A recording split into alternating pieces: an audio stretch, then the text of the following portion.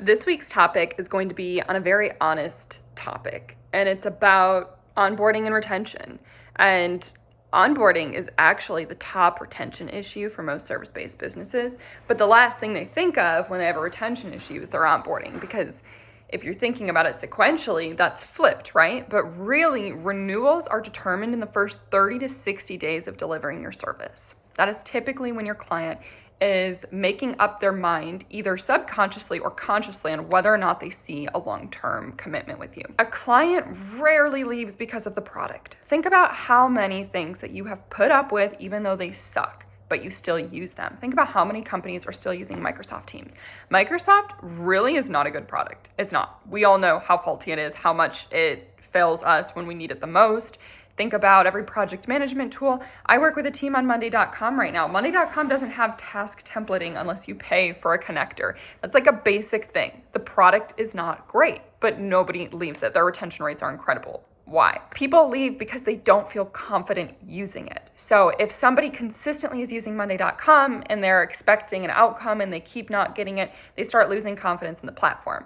Now, if they can figure out a way around it, or it's good enough and they still have enough confidence using it, that's why they're staying with it. It's the same thing for a service-based business. If a client feels confident in you, they're going to keep using you, whether or not your product is trash, which hopefully you have a great product that solves the real problem. But that's the reality. Onboarding is your sales process and the sales promise being proven, not just delivered. So onboarding is more than just like setting up a folder and getting billing going and getting the first invoice paid.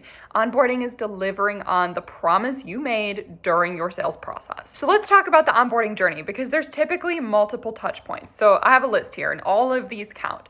So there's the closed one, when you officially win and they sign the contract and then you hand it off to delivery. You know, if you're small and it's just you, you're still handing it off to your delivery hat. Like you're taking off your billing hat, you're putting on your delivery hat, right?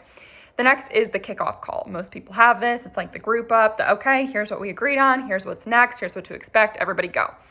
The third is data setup configuration. This might be getting them set up in their project management tool, or you might need access to the client's tools.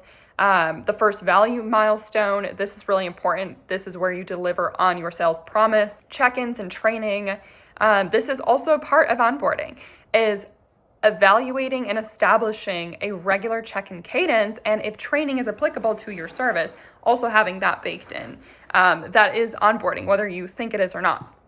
And finally, transitioning to steady state support. So honestly, with our business, we don't finish onboarding until we're like 6 months in. We're in onboarding mode all through that. We move through the diagnostic, we move through the beginning of the retainer, we've delivered the sales promise, but we're still establishing check-ins, training loops, change management, and then we can roll into more of that steady state support, where then you're not so much in onboarding anymore. They are used to you, they know what to expect. A lot of people try to, one, automate their entire onboarding process. So of that list, the only one that could be fully outsourced to AI is the data setup and configuration.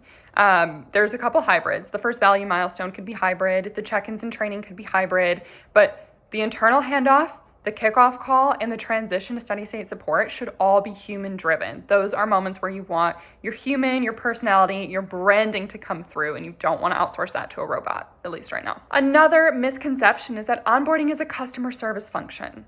It is not.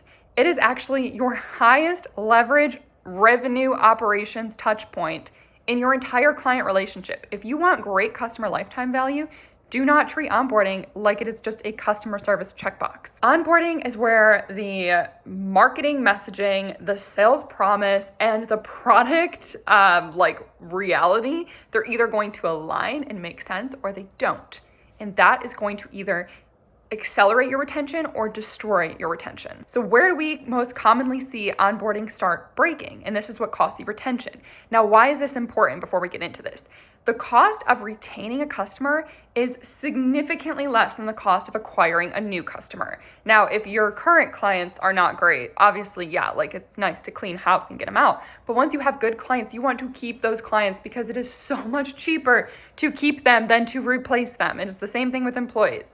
So really this could go both ways, but we're talking about client onboarding. So the first thing that we see a lot is that the internal team and the client team have a very different definition of what onboarding is. So if your internal team all views onboarding differently, that's a dumpster fire. And if your client is misaligned to what the onboarding experience is going to look like and what to expect versus what your internal team is revving up to do, that's another problem. All right, the second thing, handoff black holes. The big handoffs here are going from closed won to delivery. So if sales just disappears and all of a sudden they're working with new people, that immediately makes trust a little wavy. Having a salesperson just kind of be present through the beginning of the transition is always a good idea. And then of course, there's the handoff from that beginning delivery first milestone to the recurring, steady state support. You also want that to be a transition point that is guided by a human. When that's not there, it kind of becomes a handoff black hole. Context gets lost. You have to redo a lot of work. That's where a lot of client frustration comes up. Or they feel like it's a changing of the guard and they're like, we developed a relationship with Sally. Why are we now working with Thomas? The next thing is, this is a big one in service-based businesses, too much friction before first value. So this is where you're delivering on your sales promise, but maybe it's taking up more of their team's time than what you said it would. Or maybe it took you longer to get there than what you said it would. Or maybe scope creeped already within the first 2 months and they already had to pay more before they got there. There are so many different ways that friction can get introduced. It's not just those, but that is something that will kill retention faster than anything on this list. You want to remove friction, you want to anticipate it and remove it as much as you can. And finally, the feedback loop. So sales and marketing are, marketing is positioning the brand in a certain way, sales is making these promises. What is the reality of onboarding? These groups, sales and marketing, need to be in the loop on what the reality looks like. So there should be a constant feedback loop between these teams of how can we improve, how can we make this more frictionless, how can we increase retention? If that's not there, the onboarding system is naturally not going to scale with the rest of the company. Marketing and sales is adjusting their messaging, adjusting their approach, adjusting their processes as the company evolves. Oftentimes, onboarding is not touched. There's like little tweaks that people will make, but oftentimes it is neglected, so it's not growing with the rest of the company. And that can become a really big problem. So what metrics should you track to gauge whether or not onboarding is going well for you? Besides just, are you keeping customers? So the first one is time to first value. This is different than time to contract signed. Time to contract signed is a sales metric. Time to first value, that is like the client got proof of your sales promise. So if you want to keep getting paid by this company, by that client, TTFV, time to first value, is essential. So let's say you engage with Monday.com for an enterprise plan. And so they give you, since you're an enterprise company, they kind of give you that hand-holding service, right? So it's not just buying the PM tool, you're also buying the service. So you sign the contract with them day 0. First value isn't going to be until your team completes their first project inside of Monday.com and they see a win. Let's say that's day 42. If it takes 112 days to get there, they've had 112 days to talk themselves out of the purchase and to go with a different tool. Say that one of our clients is working with us. When they sign a contract, they don't get value the second they sign a contract. It's not like signing a contract with a proprietary tool that you just plug in and it's there immediately. The value comes from the first client that makes them go, oh, this is why we pay them. And the faster we can get there, the better. Because the longer it takes for us, at every moment between the contract being signed and us delivering time to first value, the client is questioning, why am I paying this company? And yeah, they don't expect it to be turned around in a day or 2 hours necessarily, but they want to see that as quickly as possible. The less time we give them to second guess their purchase, the better. Okay, so let's talk about onboarding completion rate. What does this mean? This is the amount of people that actually go through your whole onboarding process. And that does not mean just opening your welcome email package. That is for us, that's moving through the 6 months without termination. A low completion rate is an early warning sign that you're going to churn that client. So for us, we have onboarding gates. Those are the check-ins. Those are the trainings. That's the time to first value. That's the hand-holding.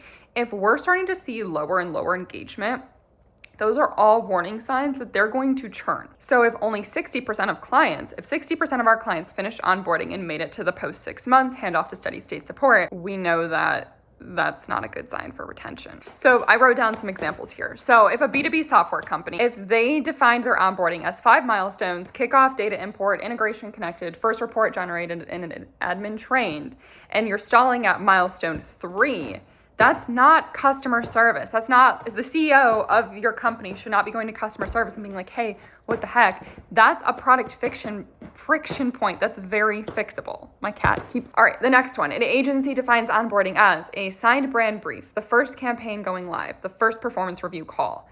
If half of the clients are not getting to that performance review call, I can guarantee you that their churn rate sucks. And that's your retention leak. It's sitting right there in your onboarding completion rate data. All right, so let's talk about more early health scores and engagement signals that you can track to help you tighten up your onboarding processes. So this should help you be able to flag things before the renewal convo. So you can address them, and then it's not something that comes up when you're trying to get this client to renew with you or to pay you more money. So I encourage having very concrete signal categories. So the first one is your usage signals. Are they using your product or service, or are they actually engaging with it? 2, relationship signals. Is your champion showing up and engaging? Are they responding to you within 24 to 48 hours, or are they taking a very long time to get back to you? 3rd is milestone signals. Did they hit their first value moment on schedule, or are they now behind pace? 4, sentiment signals. Support ticket tone. Are people really pissed off? And if you're a service provider, you might not have support tickets. You might just be getting kind of like qualitative comments here and there in chat threads or whatnot. What is the sentiment of those? For example, if you don't get a thank you on your kickoff call, I would say that that's not great sentiment. Now that's qualitative, right? Like I can't really back that with much data. Besides the fact that if they thank you, it's because they're excited, they're revved up, and they believe in your product or service. So how do you score and track this? I love stoplight systems, green, yellow, red. So usage logged in the week, milestone pace, engagement, and if you have, all green, you're good. If you have a yellow, something that you might want to check into. And if you have red, you need to schedule a proactive check-in before the renewal conversation. You have a problem. And then you take that data and you use it to firm up marketing messaging, sales promises, customer service, and your product, and your onboarding system, of course. So I have an onboarding playbook that I want to give you all today. It's 3 plays. The first play, define first value. What is first value for your product or service? And it should be 1 sentence. So once you have that, I want you to design the first week around hitting that as quickly as possible. That is your first value, and your goal is to hit it in 5 business days after that contract being signed. Now, the second play is a handoff. You're going to build a sales to onboarding handoff process. This is going to be a context transfer. What was promised? What are the nuances of this account that we need to know as we move through onboarding? That handoff needs to be clean. It needs to be tight. Build a process, systematize it, automate it if you can. The third play is to add 1 retention leading metric to your onboarding dashboard this week. And I guarantee none of you have an onboarding dashboard. That's okay. We'll get there. Pick one of the metrics we talked about that's a leading metric and start tracking it. So why does this matter? If you're watching this, I assume you are an ambitious female who is either building a company, building a big career, or you have the desire to. So why does this matter for you? Operators who own the onboarding strategy, you are going to get pulled into so many things. You're going to get pulled into renewal, into expansion, into forecasting. This is a visibility lever for your company or a growth lever for your career. It's not just an operational task. This is much bigger than that. Yes, it stems from operation with the systematization of it. But if you are leading a company and you want to know, how are we going to do in the next few years? Where are we moving? Where's the market moving? Be a part of this, be engaged in this. Or at least, at the very, very least, prioritize it. So what is your homework for this week? I want you to pick 1 touch point in your current onboarding flow, and I want you to ask 1 question. Does this build confidence, or does this create friction? And then go fix that 1 thing this week. If you enjoyed this, give it a thumbs up. That helps me a lot. Hit subscribe, and I will see you back here next week for another video that will hopefully give you a competitive edge to take into your week.